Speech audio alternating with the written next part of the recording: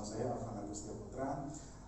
Apa kabar teman-teman? Semoga sehat-sehat. Apa kabar anak-anakku? Semoga sehat-sehat juga dan selalu dalam lindungan Allah Subhanahu wa taala dan kasih sayang Rasulullah SAW.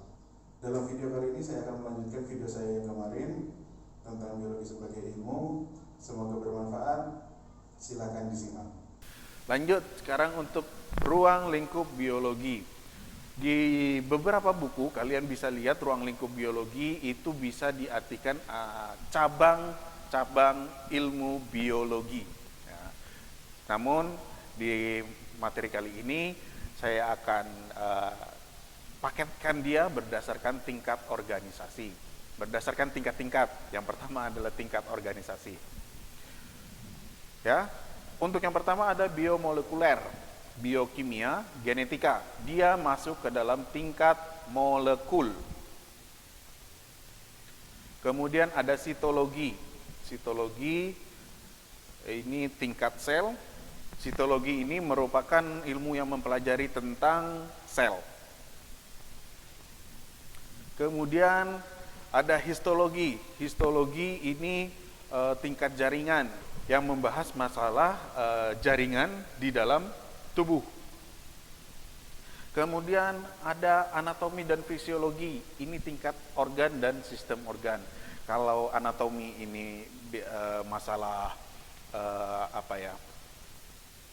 masalah bagian dalam satu organ, sedangkan fisiologi ini banyak organ yang menjadikan dia bentuk fisik. Contoh, kalau anatomi misalnya dalam sistem pernapasan. Dalam sistem pernapasan, paru-paru itu namanya anatomi. Sedangkan fisiologi ada hidung, ada kerongkongan, kemudian ada sampai paru-paru, itu namanya sistem organ atau di tingkat fisiologi. Kemudian ada biologi perkembangan, ini tingkat individu, ada biologi populasi, biogeografi, dan genetika populasi, tingkat populasi. Kemudian ada ekologi, limnologi, tingkat ekosistem, ini akan dijelaskan nanti. Ya, kemudian ada biologi tropis, tingkat bioma. Baik, kita lanjutkan. Ada ruang lingkup biologi. Ruang lingkup biologi berdasarkan kehidupan kelompok organisme. Yang pertama adalah taksonomi. Kemudian ada virologi. Kemudian ada mikrobiologi, mikologi, botani, ada teridologi dan briologi, dan zoologi. Zoologi ini masalah hewan-hewan. Ya, jadi ada entomologi, iktiologi, herpetologi, ornitologi, dan mammologi. Untuk saat ini kita hanya berkenalan saja ya. Kemudian ada ruang lingkup biologi berdasarkan aspek kehidupan. Biologi perkembangan, kemudian embriologi. Embriologi ini ilmu yang mempelajari tentang embrio atau makhluk hidup yang baru mulai menjadi makhluk hidup. Kalau di telur dia mulai ada kayak model isinya di dalam warna merah. Kemudian ada anatomi, bagian tubuh kita, fisiologi, bagian organ kita. Ya. Kemudian ruang lingkup biologi berdasarkan kelompok ilmu campuran dan terapan. Nah, biokimia tadi sudah dibahas di depan. Dia merupakan salah satu materi, salah satu pelajaran yang membahas masalah benda mati dan benda hidup. Kemudian biofisika ada juga.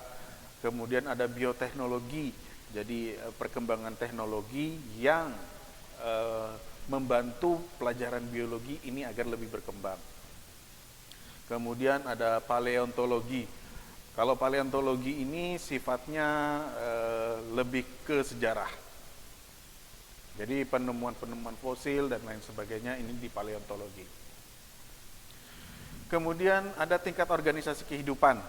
Nah, tadi sudah kita temui ada tingkat sel, tingkat molekul, dan tingkat bioma, tingkat apalagi yang di bagian depan bisa kalian lihat sendirilah. Ini akan kita jelaskan lagi di sini.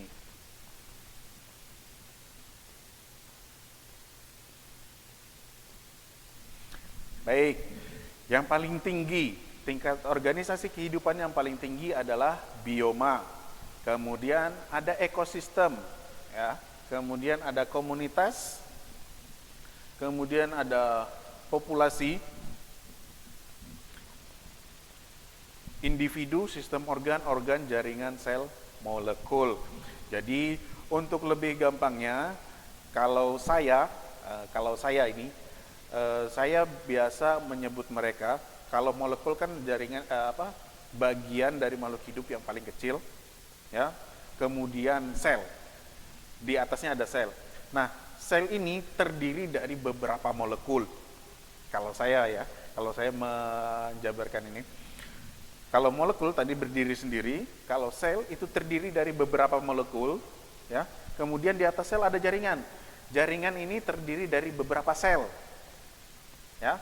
Terus ada organ di atas jaringan. Berarti dia terdiri dari beberapa jaringan, disebut organ. Sedangkan sistem organ adalah terdiri dari beberapa organ, ya. Sedangkan di atas sistem organ lagi itu ada individu. Individu ini terdiri dari beberapa sistem organ. Contoh, ada sistem pernapasan, sistem ekskresi, sistem gerak, dan lain sebagainya. Maka jadilah sebagai individu. Nah, kalau sudah ada individu, berarti di atas individu ada populasi. Kenapa ada populasi? Karena dia terdiri dari beberapa individu. Baru itu disebut populasi. Populasi yang paling gampang adalah apa? Keluarga. Ya. Kemudian setelah populasi terdiri dari beberapa individu, di atas populasi adalah komunitas. Komunitas ini terdiri dari beberapa populasi. Sedangkan di atas komunitas ada ekosistem yang terdiri dari beberapa komunitas. Dan yang terakhir adalah bioma yang terdiri dari beberapa ekosistem. Jadi kita akan berbicara manfaat biologi dalam bidang pertanian. Yang pertama adalah meningkatkan produksi pertanian melalui teknologi. Ya, tadi ada bioteknologi. Kemudian ditemukannya produk tanaman budidaya dengan banyak keunggulan. Kemudian perbanyakan tanaman budidaya dengan cepat. Tadi sudah ada disebut, dia cepat, banyak, dan mudah dikembangbiakan. Baik, itu saja untuk hari ini, dan semoga suka dengan videonya. Kalau suka langsung tekan tombol like. Kemudian kalau ada yang kurang mohon diisi, master mohon maaf, mohon diberikan masukan yang membangun. Jadi saya pribadi bisa lebih maju dan mampu membuat generasi-generasi muda kita bisa lebih baik. Jadi saya Afwan Agustia Putra, mohon undur diri. Assalamualaikum warahmatullahi wabarakatuh.